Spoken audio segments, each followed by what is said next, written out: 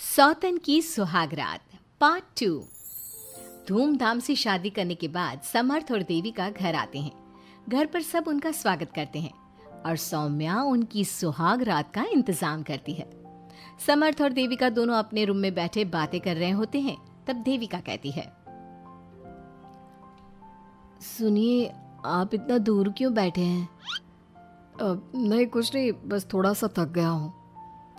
अगर आप कहें तो मैं आपका सर दबा दूं? अब नहीं, रहने दो, आप भी तो थक गई होंगी। देविका आगे बढ़ते हुए कहती है, थक तो गई हूं पर आपकी सेवा करना पहला धर्म है मेरा। देविका झट से समर्थ के पैर पकड़कर दबाने लगती है। ऐसे ही कुछ देर निकल जाती है और समर्थ कहता है, अब रहने दो देविका, तुम भी आराम कर लो, तुम भी थकी थकी लग रही हो। देविका मना करते हुए उठ जाती है और अपने बालों को खोलकर समर्थ का सर दबाने लगती है और कहती है, मेरी थकावट तो आप ही दूर कर दोगे ना? इतना कहकर देविका अपने खुले बालों को समर्थ के ऊपर डालती है। समर्थ देविका के जाल में सम्मोहित होने ही वाला होता है कि अचानक से दरवाजे पर किसी की दस्तक होती है। समर्थ आवाज लगाते हुए कहता है, कौन? भाई, मैं हूँ सौम्या। क्या है सौम्या? क्या बात है देविका, कैसा लग रहा है मेरी भाभी बनकर? कुछ बात आगे बढ़ी या नहीं? बात आगे बढ़ती कैसे? तू जो आ गई कबाब में हड्डी। अच्छा जल्दी बता, किस लिए आई थी? सौम्या ठिठोली करते हुए कहती है, क्या बात है देविका, बहुत जल्दी हो रही है। वैसे मैं तो दूध का गिलास देने आई थी। आखिर मेरी सहेली की सुहाग रात में कोई कमी नहीं होनी चाहिए। देविका दूध का ग्लास लेते हुए जल्दी से दरवाजा बंद कर लेती है और पीछे मुड़कर देखती है तो समर्थ तो सो चुका था। देविका समर्थ को उठाते हुए कहती है, सुनिए समर्थ जी, उठ जाइए ना, सौम्या दूध देने आई थी, इसे पी लीजिए फिर आप सो जाना। समर्थ नींद में उठता है और दूध पीकर फिर से सो जाता है। देविका उसके बगल में बैठी कहती है, सुनिए समर्थ जी, आज हमारी पहली रात है और आप सो रहे हो। समर्थ नींद में ही कहता है, देविका मैं बहुत थक गया हूँ, मुझे बहुत तेज नींद आ रही है, तुम भी सो जाओ। सोने के लिए तो पूरी रात पड़ी है, आप उठिए ना और कुछ देर मुझसे बात तो करिए। देविका जिद करते हुए समर्थ को आधी नींद से उठा देती है। समर्थ उठकर बैठ जाता है और कहता है, बोलिए देविका जी, आपका हुक्म सर आंखों पर। सुनिए, मैंने सुना है कि पति अपनी पत्नी को पहली रात कोई तोहफा देता है, आप मेरे लिए कुछ नहीं लाए क्या? वो मैं कैसे भूल सकता हूँ, लाया हूँ पर वो दूसरे रूम में रखा है। तो दिखाइए ना क्या लाए हैं। अरे अभी तो कहा कि तुम्हारा गिफ्ट दूसरे रूम में है, तो जाकर लेकर आइए ना। अगर अभी गया तो घर के सब लोग जाग जाएंगे और 10 तरह के सवाल जवाब करेंगे, मैं सुबह दिखाता हूँ ना। समर्थ इतना कहकर लेट जाता है और लेटे लेटे देविका से कहता है, अच्छा सुनो देविका, मुझे बहुत नींद आ रही है, मैं सो रहा हूँ, तुम भी सो जाओ। देविका समर्थ की बात सुनकर कहती है, आपको तो हमारी पहली रात की कुछ पड़ी ही नहीं है। इतना कहकर देविका भी उसके करीब आकर लेट जाती है और सो जाती है। अगली सुबह अधीरा समर्थ के रूम में सफाई करने आती है और देविका को उसके करीब लेटा देख रोने लगती है। रोने की सिसकी सुनकर समर्थ की आंख खुल जाती है। वो उठकर देखता है कि अधीरा उसके कमरे में रो रही है। उसे देखते ही समर्थ बहुत गुस्से में आ जाता है और अधीरा से कहता है, अधीरा, तुम सुबह सुबह क्यों रो रही हो? तुम्हें यहाँ नहीं आना चाहिए था, जाओ यहाँ से। समर्थ अधीरा का हाथ पकड़कर रूम के बाहर कर देता है और कहता है, अब बिना दरवाजा नॉक किए अंदर मत आना।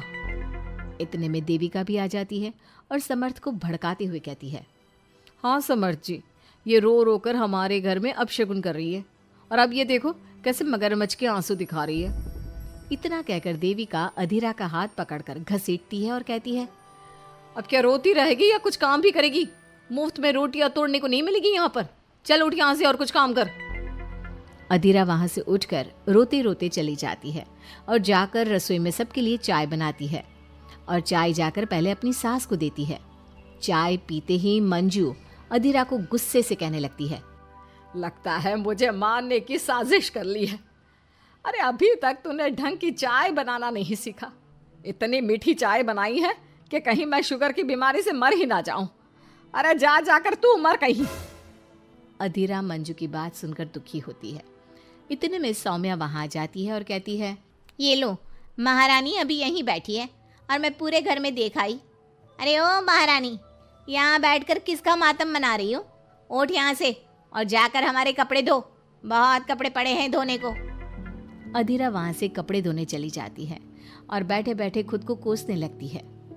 हे भगवान, मुझे उठा ले तो अच्छा है, मैं थक गई हूँ इस जिंदगी से। ऐसे ही कुछ दिन निकल जाते हैं।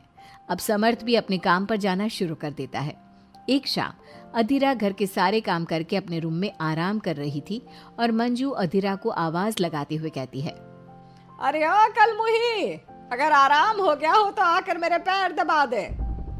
देविका उस समय वहीं से गुजर रही थी और समर्थ का घर आने का टाइम देखकर देविका मंजू से कहती है, माँ जी सुनिए, आप कहें तो मैं दबा दूं आपके पाँव। पता नहीं अधीरा कहाँ है। देविका मंजू के पांव दबाने बैठ जाती है और कुछ ही टाइम बाद समर्थ भी वहां आ जाता है और देविका को माँ के पांव दबाते देख बहुत खुश होता है। वो सीधे अपने कमरे में चला जाता है। समर्थ को देख मंजू देविका से कहती है, अच्छा सुन, जा जाकर खाना लगा दे, और समर्थ थक कर आया है ऑफिस से, जाकर उसे पानी को पूछ ले। देविका उठकर समर्थ के लिए खाना लगा देती है और रात में समर्थ और देविका सोने की तैयारी करते हैं। समर्थ कहता है, अच्छा देविका सुनो ना, मेरे पास आकर बैठो जरा। अरे पापा, मैं बहुत थक गई हूँ, मुझे नींद आ रही है। अरे आओ तो सही, आज तो मैं माँ के पाँव दबाते देखकर बहुत अच्छा लगा। अच्छा क्यों नहीं लगेगा भला? पूरा दिन घर के काम किए हैं और शाम को माँ की सेवा, पर मेरा तो कोई हाथ बांटने वाला भी नहीं है घर में। क्यों? अधीरा और घर के बाकी लोग कहाँ जाते हैं? अधीरा की तो बात ही मत करो, वो महारानी तो बस मटर गश्ती करती रहती है और घर का सारा काम ना मुझे ही करना पड़ता है। मेरी तो किसी को पड़ी ही नहीं है, मैं तो सिर्फ एक नौकरानी हूँ इस घर में। अरे नहीं, ऐसा मत बोलो। क्यों ना बोलूँ? आपने मुझे वादा किया था ना कि आप मुझे रविवार को फिल्म दिखाने ले जाओगे और कपड़े भी दिलवाओगे, पर आपने तो एक भी वादा पूरा नहीं किया। अच्छा बाबा, कल रविवार है, कल ही चलते हैं और तुम्हारी सारी शिकायत दूर कर देते हैं। खुश? दोनों सो जाते हैं और अगली सुबह समर्थ और देविका बाहर घूमने चले जाते हैं। अब समर्थ पूरी तरह से देविका के वश में हो जाता है। देविका जो कहती समर्थ वही करता। क्या समर्थ को कभी अपनी बहन और दूसरी पत्नी की सच्चाई पता चल पाएगी? अब क्या होगा अधीरा का? इसके लिए हमारे अगले एपिसोड का इंतजार कीजिए।